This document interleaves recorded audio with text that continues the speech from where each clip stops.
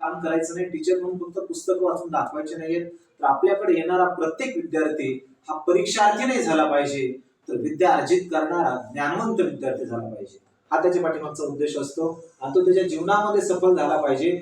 नाही परीक्षामध्ये सफल झाला तरी चालेल, पण त्याच्या जीवनामध्ये तो यशस्वी झाला पाहिजे, हा उद्देश आहे. तुम्ही पाहत असता जेवढे जेवढे व्यक्ती शाळेमध्ये जेवढे सफल आहेत, सक्सेस आहेत, बट लाईफ मध्ये तेवढेच फेलियर पण आहेत.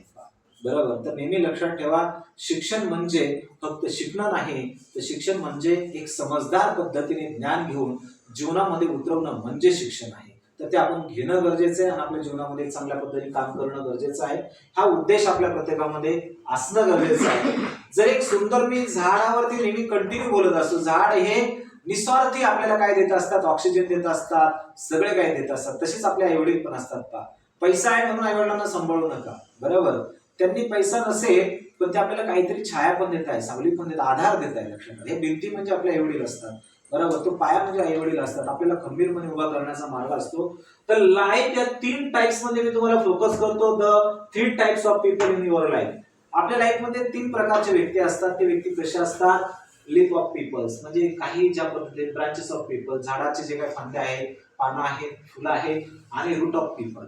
तर मला वाटतं याच्यामधून चूज करताना मी तुम्हाला अगोदर सांगितलं की रूट ऑफ पीपलला शोधा, आणि गुरु कम्प्युटरचा उद्देशच तो आहे रूट ऑफ स्टुडंट आणि रूट ऑफ डायरेक्शन. बरोबर. तुम्हाला नुसते फळ नाही दाखवायचे मला. बरोबर. अगोदर तुम्हाला मूळ दाखवायचंय. अगर आपके लाइफ में फ्रूट अच्छे चाहिए तो पहले आपके रूट ठीक करने पड़ेंगे. तो गुरु कंप्यूटर का यही लक्ष्य है, आपके लाइफ में आपके रूट ठीक करने. सिर्फ पढ़ना नहीं, तो आगे भी हमें बढ़ना है. तो आगे बढ़ने के लिए आपको शिक्षक की नहीं, तो आपको समय और रूट की जरूरत है. और वो रूट ठीक करने के लिए गुरु कंप्यूटर का यही उद्देश्य है कि 2026 में आपके लाइफ में कुछ करना है और करके दिखाना है. सिर्फ मुझे बड़ा नहीं बनना है, आप जो मेरे सामने बैठे हो वो सबको बड़ा बनाना है. यही गुरु कंप्यूटर का उद्देश्य है. तो या